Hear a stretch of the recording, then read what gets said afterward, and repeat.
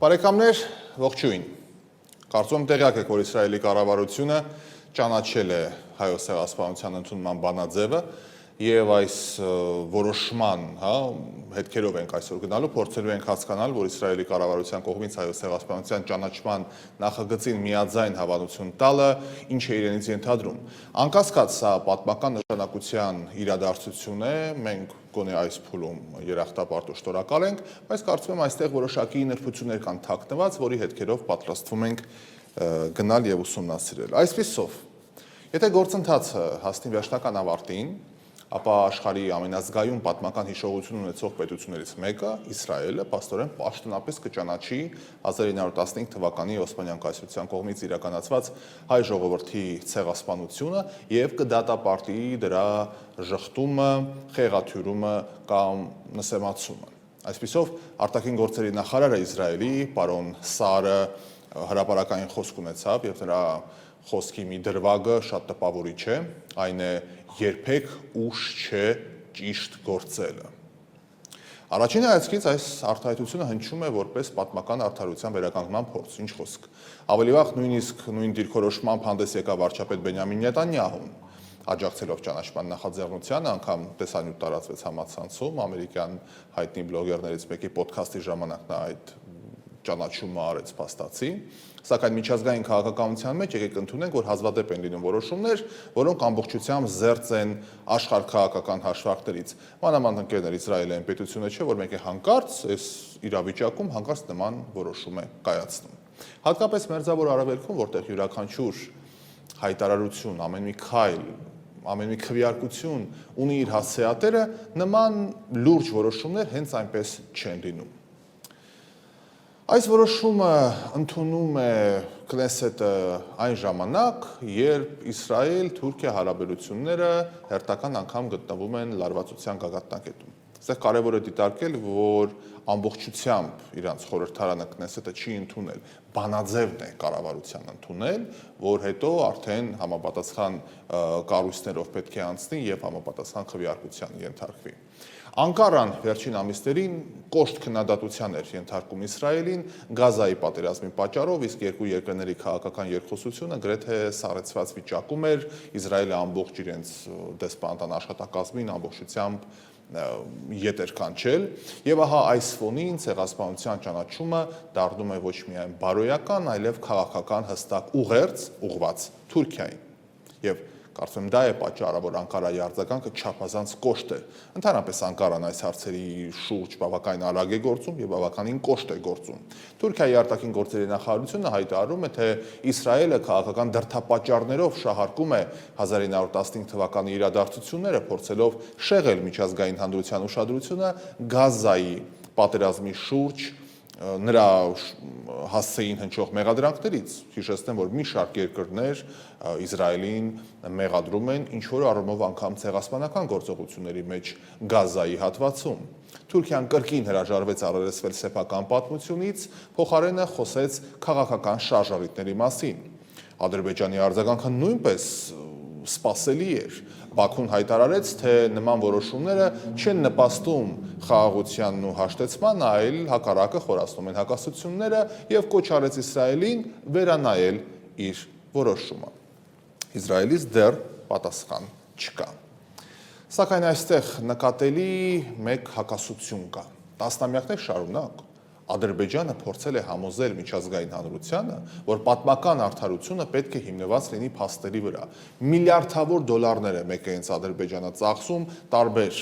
կառույցներ, գրադարաններ եւ այլն ֆինանսավորումը իրենց իսկ հորինածին գրականությամբ, որ իրենց պատմությունը ներկայացնեն։ Իսկ այժմ նույն Բաքուն փաստացի դեմ է արտահայտվում պատմական փաստի քաղաքական ճանաչմանը եւ լեգիտիմացմանը։ Իդեպ անպայման պետք է նշեմ, որ հայոց ցեղասպանության փաստը կասկածի տակ դնող մարդը ոչ միայն խիստ անգրագետ է,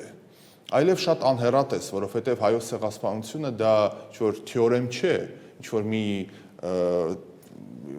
դա փաստերով, տասնյակ հազարավոր փաստերով հիմնված, ականատեսներով, ժապավեններով, նկարներով պատմական փաստ է, որը կասկածի տակ դնել հնարավոր չէ անգամ ամենավառ երևակայության եւ միլիարդներ ու միլիարդներ տնօրինող քաղաքական ուժերի կողմից։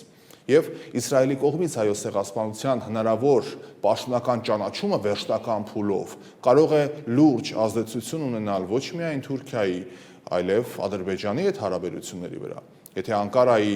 եւ Թել Ավիվի հարաբերությունները վերջին տարիներին պարբերաբար անցնում են տարբեր ճգնաժամային փուլերով եւ քաղաքական տարաձայնություններով, ապա Ադրբեջանի դեպքում իրավիճակը զգալիորեն տարբեր է, զգալիորեն էապես իրանք շատ ամուր հարաբերություններով են կապված եղել ու կարծում եմ դեռ կան։ Բաքուն Իսրայելի ռազմավարական գործընկերներից մեկն է, գուցեև ամենաէականը մեր տարածաշրջանում, հատկապես էներգետիկ համագործակցության, ռազմական տեխնոլոգիաների մատակարարումների, Իրանի զսպման քաղաքականության համատեքստում բնականաբար էլ չասեմ, որ հսկայական սահման ունի Իրանի հետ, անգամ որոշ վերլուծաբաններ ասում էին, որ Իսրայելը Ադրբեջան-Իրան սահմանից է որոշակի, այսպես ասած, հսկողական գործողություններ իրականացնում։ Հետևաբար նման որոշումը առաջին հայացքից հակասում է Իսրայելի արտաքին քաղաքական շահերին, սակայն եթե պաշտոնական Թել Ավիվը այնուհետև որոշել է գնալ այդ քայլին, ապա այն կարող է պայմանավորված լինել մի քանի հստակ ռազմավարական հաշվարկներով։ Նախ, Իսրայելը կարող է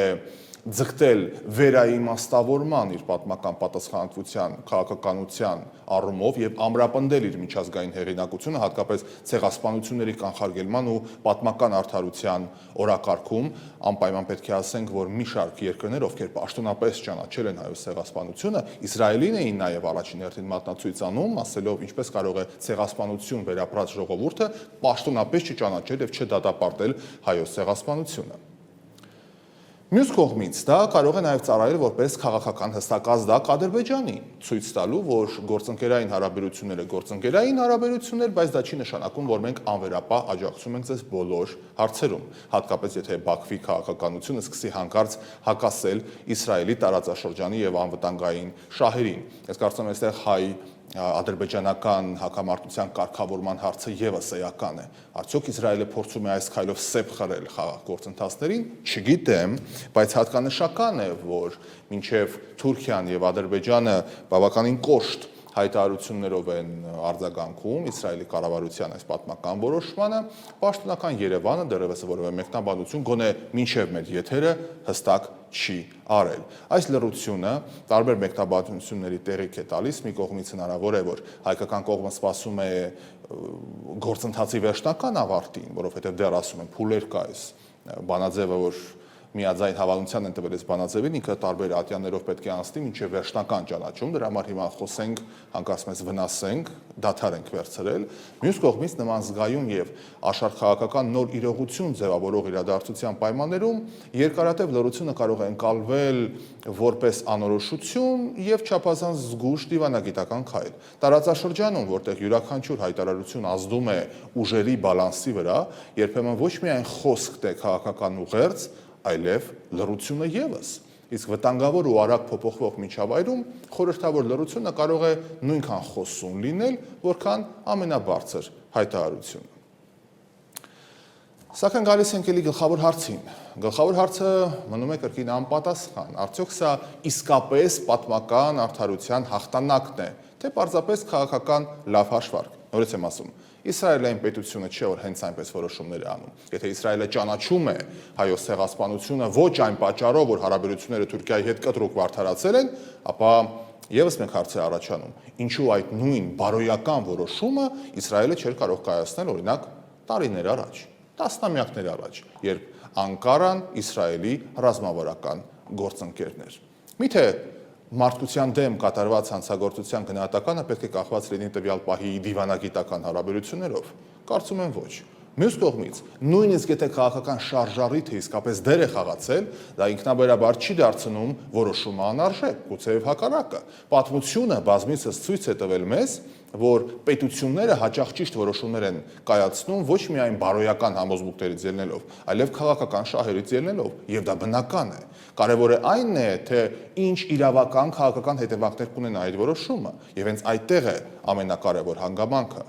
Այս պահին խոսքը դեռ կառավարության կողմից հավանության արժանացած նախագծի մասին է, նորից եմ ասում, Քայլեր պետք է այս ամենին հաջորդեն։ Եթե Իսրայելի օրենսդրական գործընթացը պահանջի խորհրդարանական վերջնական հաստատում, այսինքն Կնեսետի կողմից վերջնական հաստատում, ապա միայն այդ փուլից հետո կարելի է խոսել լիարժեք պետական մակարդակով ճանաչման մասին։ Հետևաբար այսօրվա այս որոշումը կարևոր քաղաքական ազդակ է, բայց դեռևս գործընթացը ավարտված չէ։ Սա ազդակ է Թուրքիային, հատկապես Էրդողանին։ Արդյոք նույն միաձայնությունը կպահպանվի խորհրդարանում հետագա գործառույթների ժամանակ։ Կդիմարնա արդյոք այս նախագիծը Թուրքիայի, Ադրբեջանի, նրանց բավականին լուրջ դաշնակիցների հնարավոր քաղաքական ու դիվանագիտական ճնշումներին, չգիտեմ։ Գուցե այս նախաձեռնությունը կդառնա հերթական լծակը Իսրայել-Թուրքիա հարաբերություններում, որը անհրաժեշտ պահին կարող է վերածվել քաղաքական սակարկության։ Հայ ժողովրդի համար իհարկե յուրաքանչյուր նոր ճանաչում ունի առաջին հերթին բարոյական